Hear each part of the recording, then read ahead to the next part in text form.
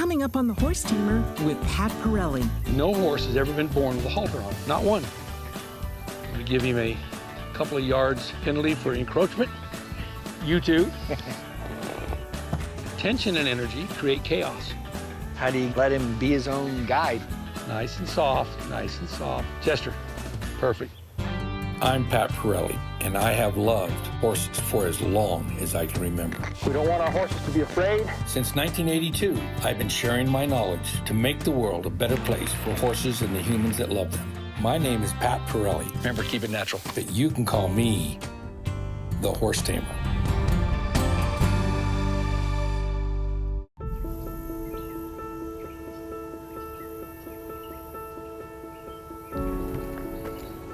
Pat is paying a visit to his friend Chester. Chester Weber is a world champion four-in-hand driver who holds the distinction of being the most decorated driver in the U.S. He was even personally congratulated by Queen Elizabeth after winning at the Royal Windsor Horse Show 2 years in a row. Today, Chester needs help with one of the horses on his team. Kasper does a good job in the ring, but he can be strong-willed and impatient. Chester is looking for ways to help Kasper stand still for longer and cooperate faster. Chester has his eye on a gold medal at an upcoming competition, and making sure that Kasper is at the level of the rest of the team will help them reach that goal. Hi, Chester. How you doing? So this is Kasper. How'd that feel? It felt like who's leading who? Yeah, okay. So that may be right there even a part of what we're gonna, when we ask him to tell his story. Let me try a little something here. What I want to do is get humans to realize that as pedestrians, we have tall bodies, but horses have long bodies.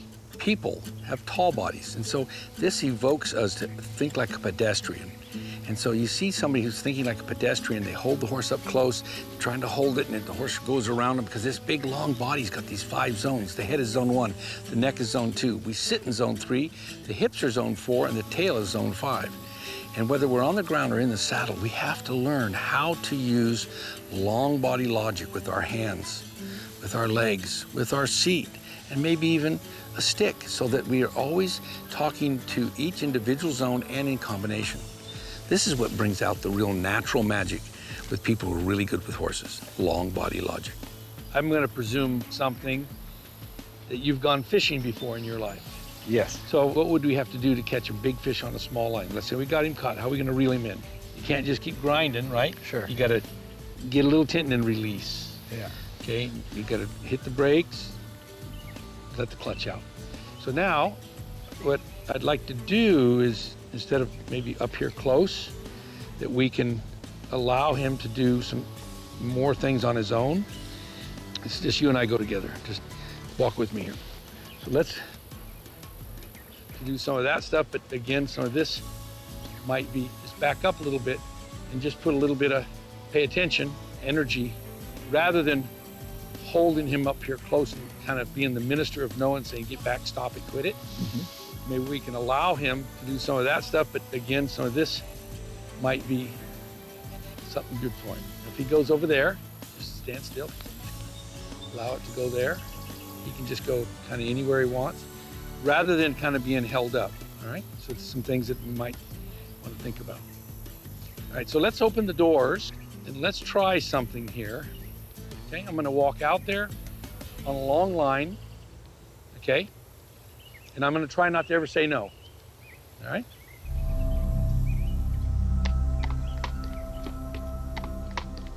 And I'm gonna come back in on a long line. I'm drawing on that rope there. I never once closed my hand and said, you gotta come.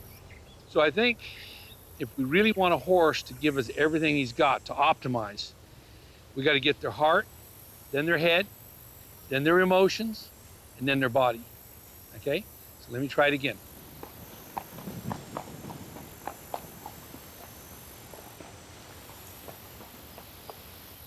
That's feeling pretty good, all right? So let's analyze it from 3 ways. The quantitative, the qualitative, okay? The whatative was coming through the gate. That was the what. Okay. The qualitative is what score we give it. Okay, if we went from -10 to 10, I would have given that right there probably a 7, that last one. What would you have given when you tried to get him come through? 2, he came through, but barely. Yeah, I would have given it a -2. Okay. Because there was lots of this and that, so that's the qualitative. And then you sit there and go, okay, is this his first time he's ever been in this round crowd in his life?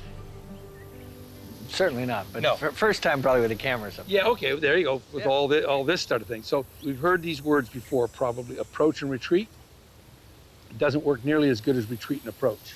Okay. So if we try to hold the line and the gait, we're probably going to lose the gait with the walk or the trot. Sure. But if we say you can sashay over as long as you keep moving, you're probably going to keep the gait. And the gait's more important than the line. So now we're going to lengthen this up and just see how he responds or reacts to different stimulus.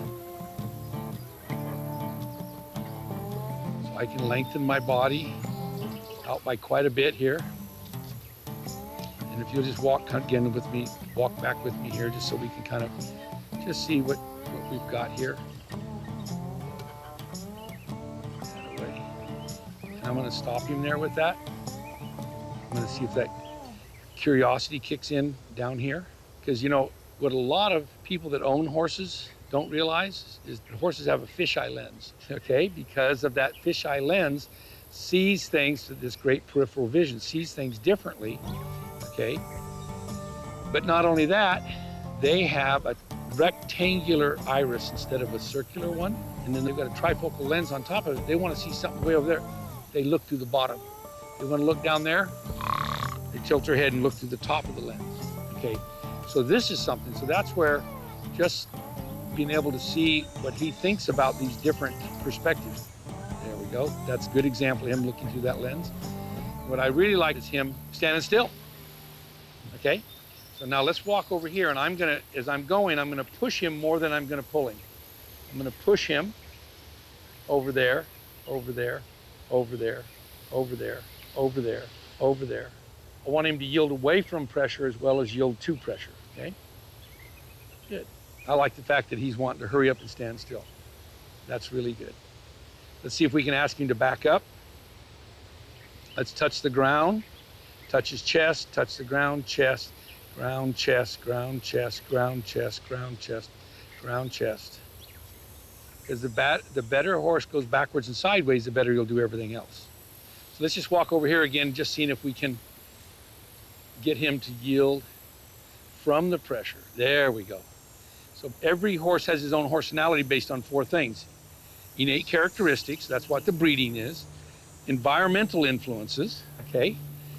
Maybe the fact that you've got a place here with lots of trees and the wind's blowing and, the airplane's going over and, whatever, you got other horses being driven.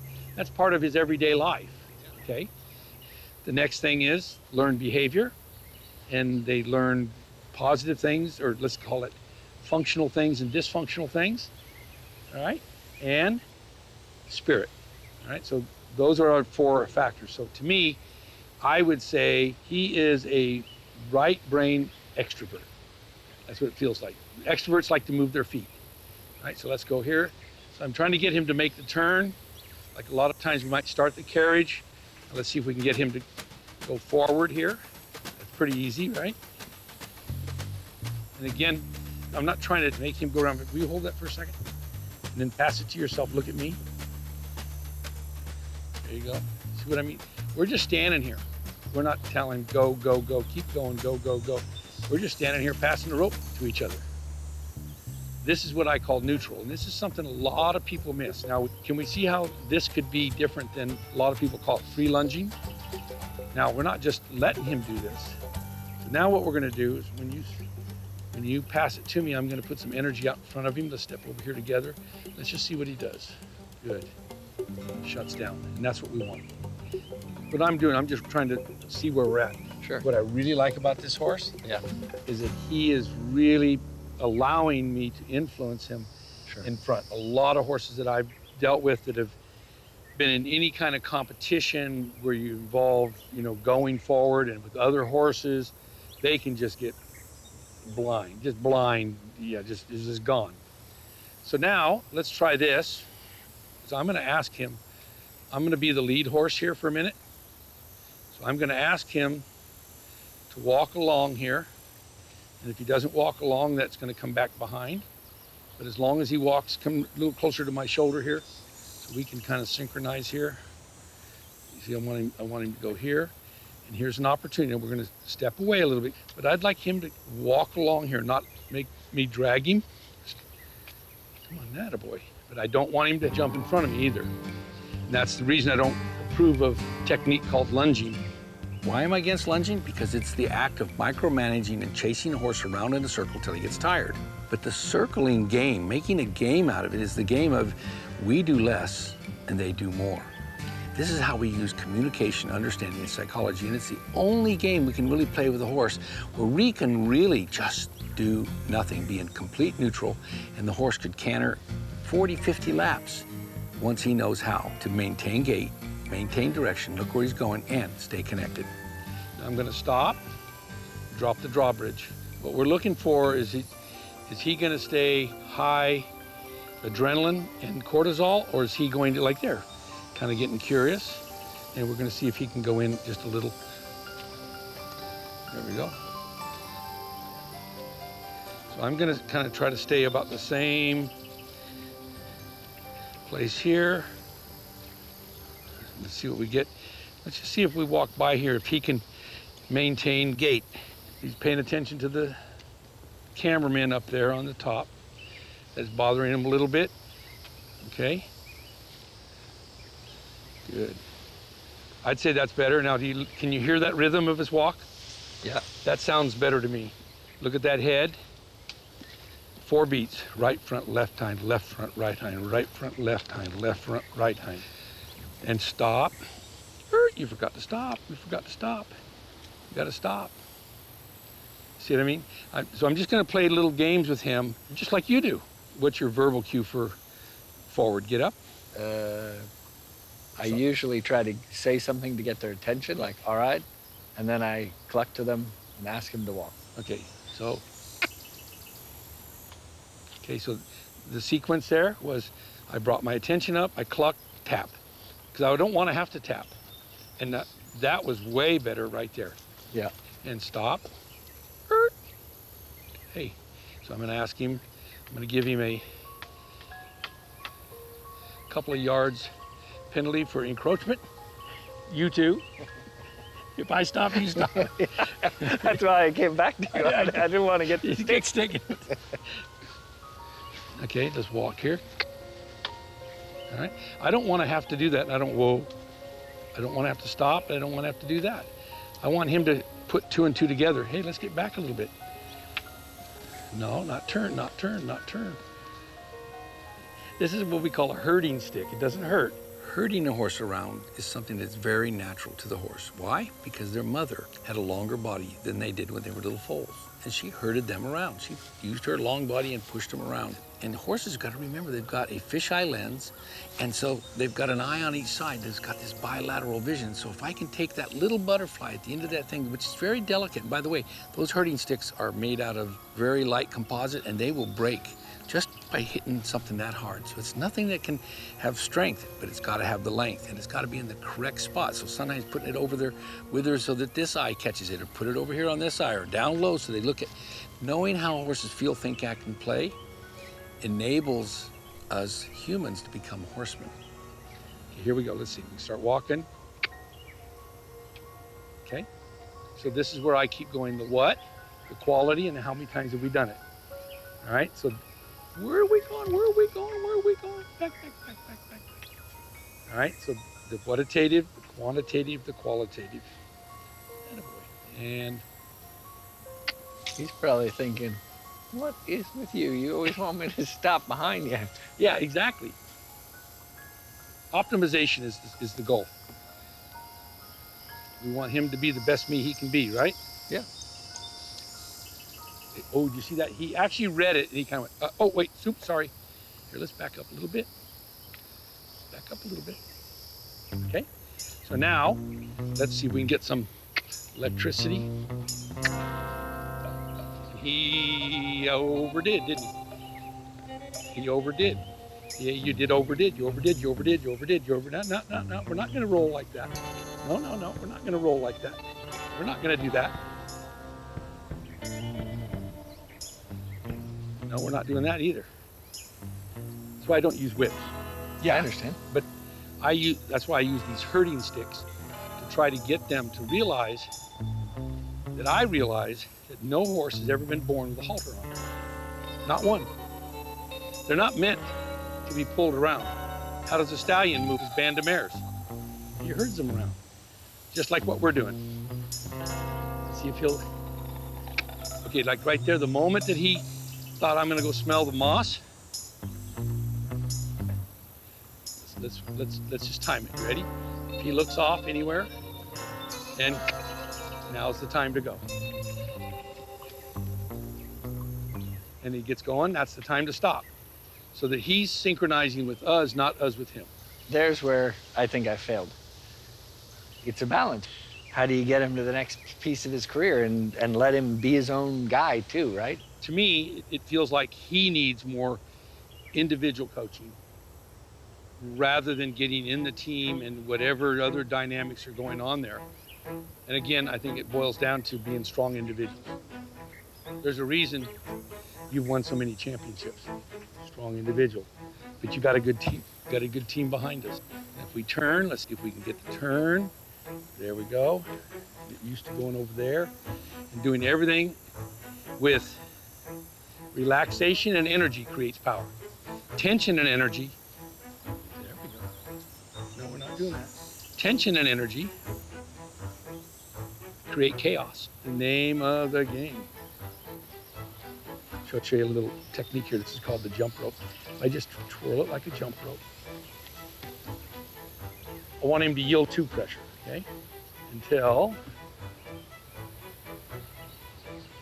So what I'm really liking here is I'm seeing him already improving on the thinking, and we've done it without any stress.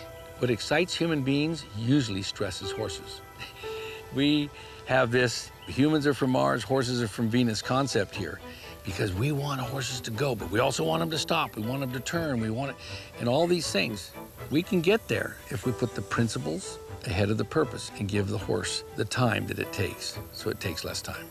I learned to drive by somebody finally saying, here, hand you the reins for a little bit. Okay. Okay, so I'm gonna do the same thing with you. So walk first, and now cluck, whatever signal you want, and then there. See, he's trying to come back and synchronize with me. Oh. Good. Good. Let's try walking before we cluck. There, you didn't have to even cluck, see? That's where we talk about give, yield, and turn loose. That's him turning loose to you. Just stop and say, whoa. Whoa. Now put the stick down, back him up, put him back where he should have been. Let's go, let's get your nose over there. You gotta get the nose back lined up. And walk, just walk. I got that wrong. And Chester, just in case you screw up. Well, you were a good teacher. I've got a stick for you. Well, that's good. See, whoa. Good. Much better. Because, oh, good. Back him up. Back him up and down like here, maybe up and down. There. Oh, good. And walk, cluck. And try not to use the stick. Get a little closer. Don't come quite so far away. And just, whoa. And again, you've got to make sure that we're not letting the nose get in the wrong spot. There. Let him sit. Now he's really licking his lips now. Even if he goes back, no, even if he goes back too far, that's okay at first. Body language is the universal language, particularly with horses. You know, we see horses when their head's up, their eyes are wide open, their nostrils are flaring. This is stress. But when a horse drops his head, gets level-headed, starts blinking his eyes because he's thinking, and he starts licking his lips, this is an indicator that he's relaxing, he's understanding, he's getting into a learning frame of mind. So what do people do with their body language? Like, maybe you're doing it right now, like, oh, okay, I get it. So licking the lips is a great indicator that they're relaxed and learning. Now go forward. See what I mean? When he gets too far out of line, let him pay the consequence. And Oh. Now forward when he's sniffing, walk. There we go. So that when you see his attention go off, that's where I would, oh. Okay, now let's try one other thing. Let's say, whoa, with a long Whoa. slow, okay? Walk. Walk. There you go. Let's just say, whoa, when you stop. And you can use the line a little bit now. Use the line a little bit, a little of both. So the goal is you're using this as a safety net. Mm-hmm. You're not micromanaging with him. Sure. With him. And that way, yeah, good. And that way, if he makes a mistake, you say, that's your problem. If I were you, I wouldn't have made that mistake. Sure. You allow him to do it. And now if he goes too far back, walk forward. Just walk forward. There we go. And now stop. Whoa. Whoa. Much better. Oh. Now, that. Whoa means whoa. Good. Didn't even need to cluck, see? And stop. Whoa. Whoa. Now, I would have done 1 whoa and 3 sticks. Okay. Very good. Good. And you know what I liked about that? You put some energy into that whoo and said, hey, there's a boundary there. It's an invisible boundary, but it's there. Walk. Good. Cluck once. There you go. Keep walking. Go halfway around. Just walk so he gets into the rhythm of going. He's getting level-headed, more level-headed all the time. Good. And one more time, and I think we got it. Model the way for him, and then stop before anything. Whoa. Whoa. Good. Nice and soft, nice and soft. Good. Good boy. Chester, perfect. Come on over here. Almost perfect anyway. Come on over. With him? Come on, yeah, just come on. Come on, Just bring Trigger. him over. Just bring him over. Okay, now watch. I want you to walk backwards like this, like a windshield wiper. You ready? Good. Now come here. Come on, come on, come on, come on, come on, come on, come on, come on. Look at me and backwards like the windshield wiper. And stop. Little things like that, see, are gonna just pay you dividends because he's got to read it and rate it and read it and rate it. He's got to keep his attention on it. Got to, all the different things. And how we're ending right here, to me, is a really, really good thing. And let's see, wonder what's in here. Oh, so Penny, for your thoughts. I think it's great. What do you mean? I think it can, I like that we've developed some trust with him. He understood from us the cameraman was not the boogeyman. Mm-hmm. And I think that he also learned some boundaries from you. And that's, to me, if we can get the boundary piece. And we didn't ruin this part. He likes us. Yeah. No, he's absolutely happy to be around us. He's looking definitely for another treat. There you go. He wants to know what an Italian cowboy tastes like. Good. Well, this is, to me, is really exciting, is to work with people at the top of their sports, whatever it is, and start to see some of those little differences that might make the difference. The most natural learning sequence is teach, control, reinforce, and refine.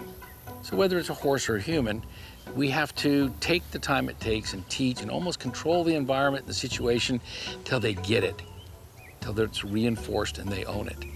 But then there's nuances, the little differences that make the differences. So like maybe Chester, who is a master at being behind a horse and communicating and winning and doing everything at a world-class level, maybe by doing some of the things we did on the ground out in front of the horse or along his side are going to be the little differences that ended up making the big differences. Good job. So you've now got a Parelli herding stick, a 22-foot rope, a wonderful horse, and a big future. All you owe me is a picture when you get over there. Chester, any aha moments for you there, or, BFO's blinding flash of the obvious? Yeah, so real aha moment for me is I feel like Kasper is forever in my space. He wants to be in my pocket. If I lead him, he wants to be on my heels. And I think from the beginning, you just diagnosed the issue of just give him more space, and he didn't want to be in my space, other than when, the boogie-woogie camera guys were there, and then he probably was looking to me for, hey, come help me here. Yeah. But besides that, if you asked me about the aha moment, it would be giving him some more space to do his thing, to be his own independent self while giving him direction in a very fair way. Right. And I'm humbled that you came here to spend the time with our team and our organization and Kasper to try to get us to be the best we can, because we've won a lot of silver medals and we're looking to win the gold medal. We need gold. Only one way to do that is to improve what you do. Oh, great. Here's a good little saying you might like. Good, better, best. Never let it rest. Get your good better and your better best. I like that. And that's going to get you from silver to gold right there. Okay? Thanks. Good. That's good.